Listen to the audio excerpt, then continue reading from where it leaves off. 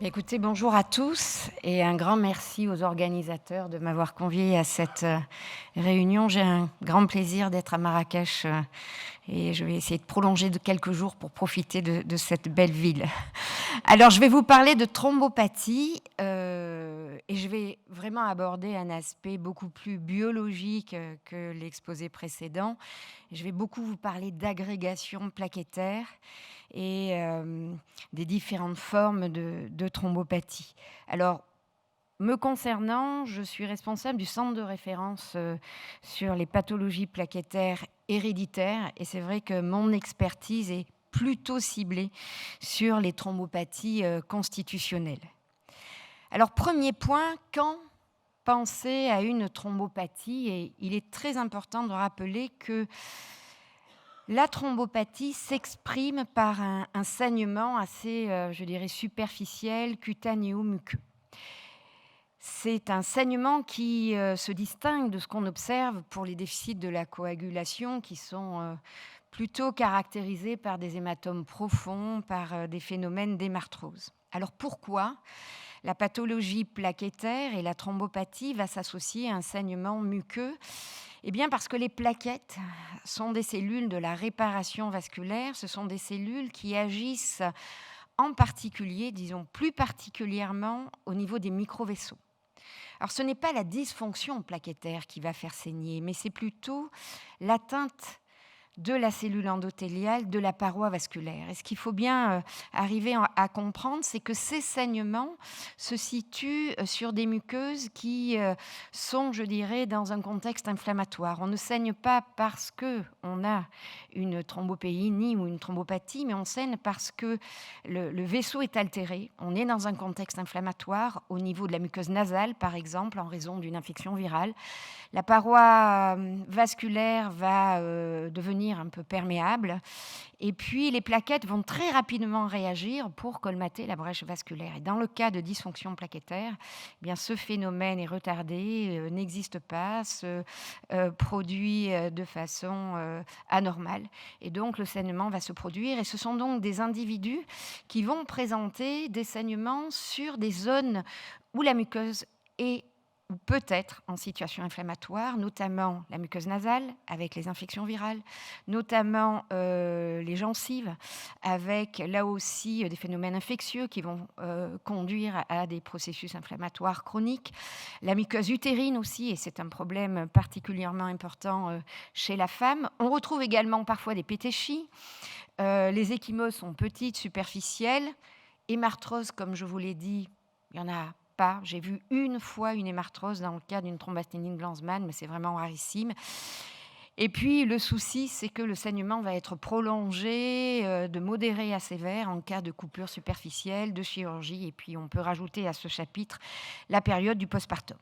Alors, quand y penser? Eh bien, lorsque l'exploration de base de l'hémostase ou de la coagulation est normale. C'est-à-dire qu'on va se trouver chez un patient qui saigne, qui a ce phénotype particulier de saignement, mais le TCA, le temps de Quick sont normaux. Il n'y a pas de déficit en facteur Willebrand. Il n'y a en général pas de thrombopénie, mais là je mets un petit bémol parce qu'on peut se trouver de temps en temps face à des thrombopénies modérées qui saignent et on est quand même surpris parce que la thrombopénie n'explique pas le saignement et c'est souvent parce qu'il existe une dysfonction plaquettaire associée. Alors, on va parler d'exploration biologique, mais avant de passer à l'agrégation plaquettaire, parce que c'est un peu les tests de référence pour explorer ces pathologies, il est important de rappeler le rôle des plaquettes dans l'hémostase primaire et les principaux mécanismes mis en jeu.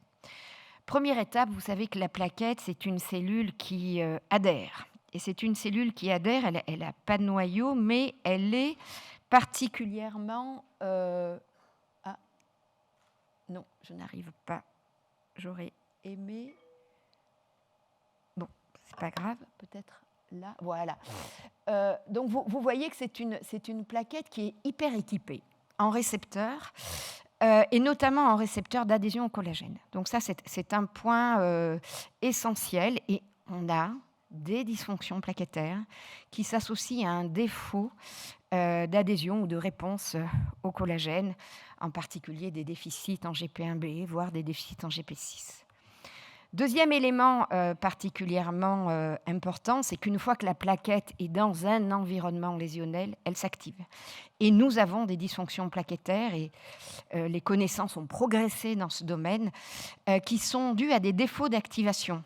Alors, bon, il ne faut pas regarder ce schéma qui est un peu complexe, mais on a plusieurs voies de signalisation et on reconnaît actuellement, et je vais vous en dire 2 mots tout à l'heure, des déficits en protéines de signalisation qui sont à l'origine d'un saignement.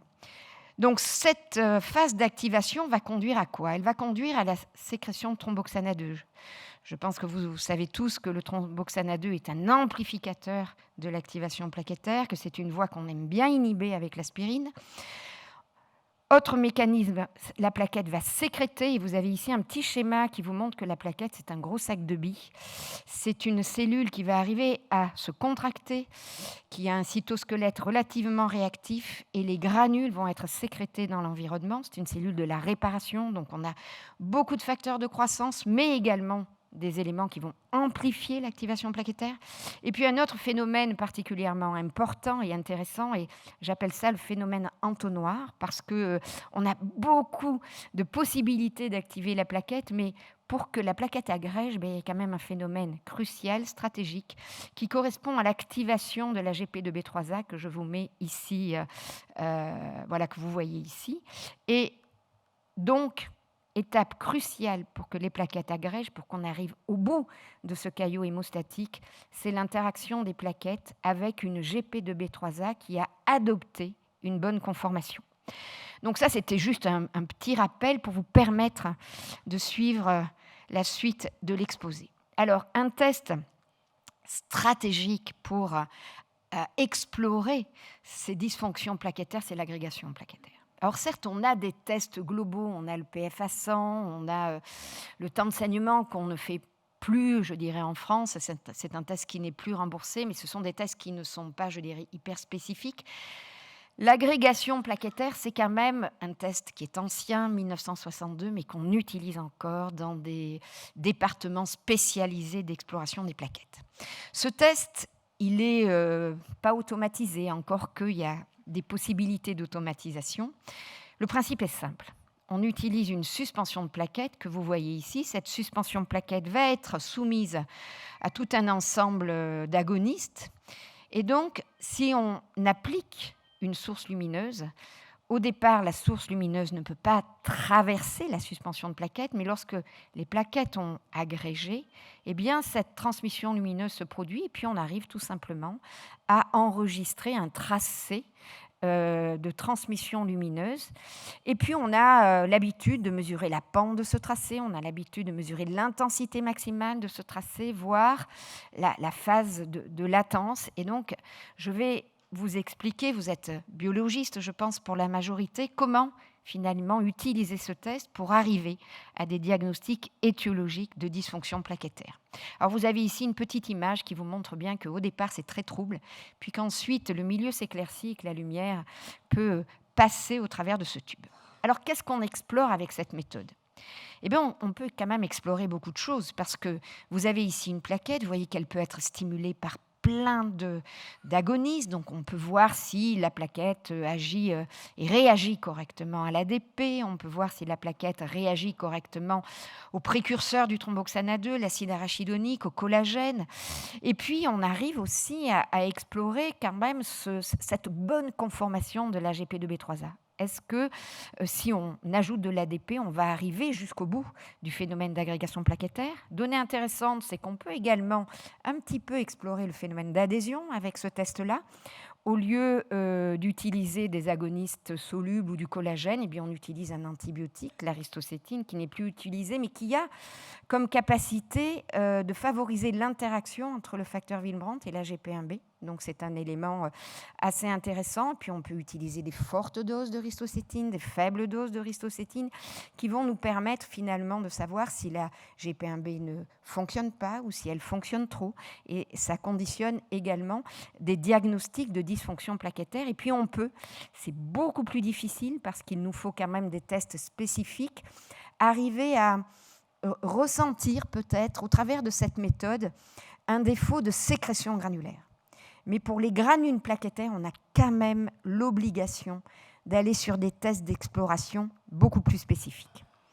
Alors, que doit-on faire pour faire une exploration, je dirais, primaire des plaquettes si on est confronté à un saignement en faveur d'une dysfonction plaquettaire? On propose de tester plusieurs agonistes. Un seul agoniste est insuffisant. Voici ce que recommande la Société internationale de thrombose-hémostase.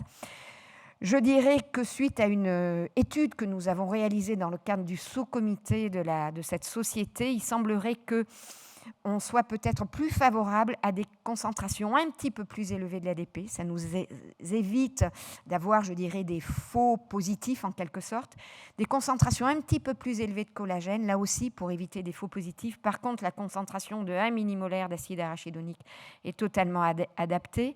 Pour l'aristocétine, 2 concentrations, 0,5 pour essayer d'identifier des mutations d'hyperréactivité vis-à-vis du Winbrandt et de 1,2 mg par millilitre pour identifier des déficits. Et puis pour l'épinéphrine, là aussi, on aurait tendance à utiliser des concentrations un petit peu plus élevées que celles proposées par l'ISTH pour éviter, je dirais, des biais d'interprétation. Alors, lorsqu'on est face à un tracé d'agrégation plaquettaire, on peut grossièrement, c'est assez grossier, mais ça nous permet quand même d'avancer dans la réflexion, identifier différents chapitres, différents profils. Le premier, il est simple. Absence de réponse à tous les agonistes, excepté l'aristocétine. C'est-à-dire, qu'est-ce que vous allez avoir? Vous allez avoir un tracé, je dirais, pratiquement plat à tous les agonistes, excepté l'aristocétine qui explore la GP1B. Et là, si on reprend le schéma que je vous ai présenté tout à l'heure, vous voyez qu'on a un goulot d'étranglement ici, c'est-à-dire c'est vraiment le phénomène entonnoir. Beaucoup d'activateurs et puis un processus assez terminal qui est la conformation, l'adoption d'une bonne conformation de la GP2B3A. Et quand on voit justement que tous les agonistes utilisés n'arrivent pas à faire agréger les plaquettes sur un profil de ce type-là, on va penser à un défaut de GP2B3A. Ce défaut de B3A, vous connaissez tous cette pathologie, c'est la thrombasthénine de Glanzmann, c'est une forme sévère. Ça saigne beaucoup, on est obligé vraiment de suivre ces patients, de leur proposer une prophylaxie, de suivre particulièrement les femmes qui sont particulièrement gênées avec des saignements menstruels parfois très sévères, avec un risque important de saignement en phase durant l'accouchement et durant le postpartum. Donc, cette thrombasthénine Glanzmann, c'est simple finalement à comprendre. Dans la majorité des cas, on a une absence d'expression de GP2B3A à la surface. Ce sont des formes qui sont homozygotes ou une double hétérozygosie. Ce n'est pas syndromique, c'est vraiment une atteinte plaquettaire pure et dure. Et quand on fait une cytométrie en flux, c'est le deuxième test qui est assez stratégique dans l'exploration des dysfonctions plaquettaires. Eh bien, on verra dans 98% des cas une absence d'expression de la GP2B3A à la surface de la plaquette. Alors jusqu'à présent, je dirais que c'était presque la seule dysfonction qu'on connaissait. Voilà.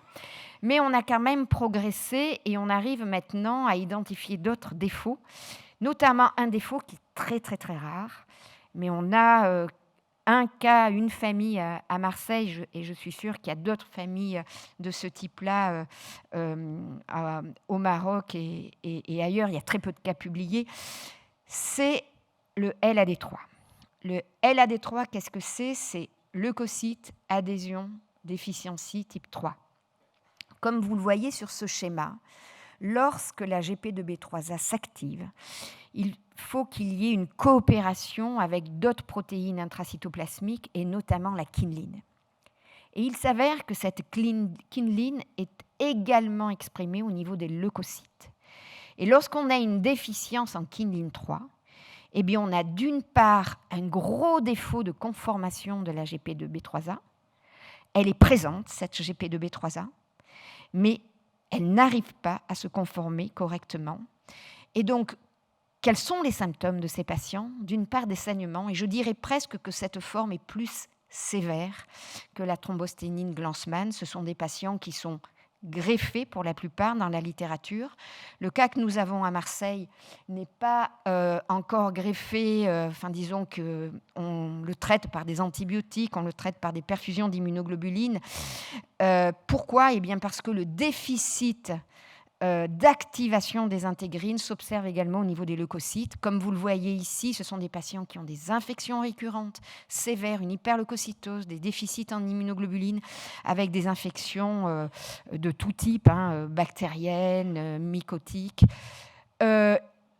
Pour différencier le Glanzmann du LAD3, outre les signes cliniques, la GP2B3A est absente dans le Glanzmann, comme vous le voyez ici, le bleu est totalement sur la gauche, alors que pour le LAD3, on a une expression strictement normale, mais un défaut de conformation. Deuxième type, réponse réduite à plusieurs agonistes.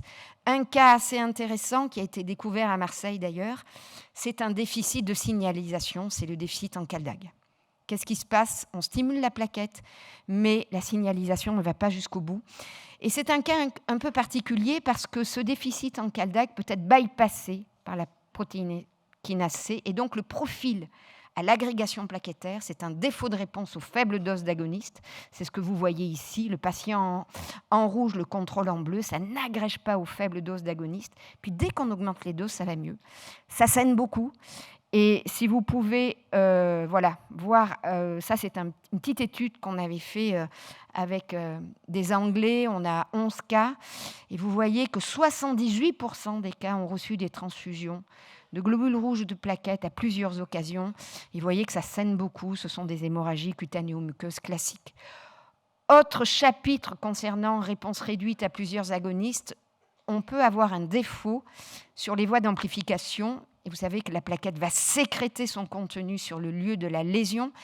Elle va donc subir, et l'ensemble des plaquettes vont pouvoir être recrutées, notamment par une sécrétion d'ADP qui va venir se lier sur le récepteur PDY12 par une production de thromboxane A2 pour amplifier ce phénomène d'agrégation. Et juste un petit schéma qui vous montre ce qu'on peut avoir dans des cas de déficit en PDY12 homozygote. Donc c'est assez rare, mais ça saigne. Quand on est déficitaire en P2Y12 homozygote, vous avez beau mettre de l'ADP sur vos plaquettes, ça n'agrège pas. Vous avez en haut ici le profil patient, ça agrège très bien. Vous pouvez augmenter des doses jusqu'à 100 micromolaires d'ADP, ça n'agrégera pas.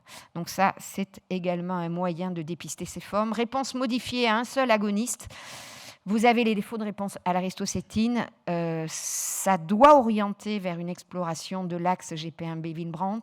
Dans le cas des anomalies de la GP1B, c'est associé à une macrothrombopénie, donc on arrive à identifier ces formes-là. Et puis de défauts de réponse au collagène, uniquement au collagène, on va se retrouver avec des défauts de GP6. Ce sont des saignements modérés. Ce déficit peut être soit constitutionnel, soit acquis. Un aspect également que je voulais, pour finir, décrire, vous avez ici la distribution des étiologies de dysfonction plaquettaire que nous avons au CHU de la Timone à Marseille, en association à l'hôpital Robert Debré à Paris. Vous voyez que 60% des cas correspondent aux étiologies dont je vous ai parlé. ITGA2B, ITGA-bêta3, c'est le Glanzmann. RASP-GRP2, c'est le déficit en CALDAG. FermT3, c'est le déficit en kindling. Donc, vous voyez qu'on a quand même un pourcentage majeur de formes sévères. Je voulais vous parler de l'Hermansky-Pudlak parce que 13% des cas sont des défauts de granules dus à des mutations sur différentes protéines impliquées dans la biogénèse des granules. Quand on est face au terme syndrome de Hermansky-Pudlak, on se dit, écoutez, il y a un albinisme, on va les reconnaître, ces formes, il n'y a pas de gros problèmes diagnostiques. Et ce n'est pas si évident que ça. Ce sont d'abord des formes qui peuvent se compliquer de fibrose pulmonaire, donc il y a vraiment une prise en charge pluridisciplinaire qui doit être mise en jeu lorsqu'on est face à ce diagnostic-là. C'est compliqué, pourquoi ? Parce qu'on a des cas où l'albinisme cutané, je peux vous assurer, quand on n'est pas spécialiste, on ne le voit pas. Et donc on se retrouve face à un patient qui saigne et pour lequel l'agrégation ne montre pas trop de défauts, si vous voulez. Et un point important que je voulais vous signaler, c'est que tous les patients souffrant de syndrome de Hermansky-Pudlak ont des troubles ophtalmologiques. Et il est important d'adresser ces patients chez l'ophtalmo pour mettre en évidence justement une hypopigmentation de la rétine, et puis d'autres troubles. Les ophtalmos savent bien, mais ça permet vraiment de conforter le diagnostic clinique de syndrome de Hermansky-Pudlak. Si on arrive sur la biologie, je voulais juste vous illustrer ce cas. C'est un petit garçon qu'on a reçu il y a pas mal de temps de ça pour un énorme hématome céphalique. Il avait un temps de saignement à l'époque, ça se faisait encore supérieur à 30 minutes. On savait bien qu'il y avait un problème de plaquettes, mais quand vous regardez les résultats de l'agrégation, c'est pas si évident d'arriver à orienter un diagnostic. Et pour ces cas-là, il faut absolument aller sur des tests spécifiques, explorer les grains. C'est le test à la mépacrine, où on arrive, comme vous le voyez là, le patient est en rouge, les valeurs normales sont en noir. On peut faire ça au microscope, on peut doser des composés intraplaquettaires, notamment la sérotonine. Voilà. Donc, merci pour votre attention. Si vous êtes embêté pour l'interprétation d'une agrégation plaquettaire, ou si vous avez des patients pour lesquels vous avez besoin d'un test génétique, parce que la génétique est importante aussi pour le diagnostic de ces dysfonctions, eh bien, vous pouvez toujours nous contacter et on pourra vous aider à faire des diagnostics précis de ces dysfonctions plaquettaires. Merci.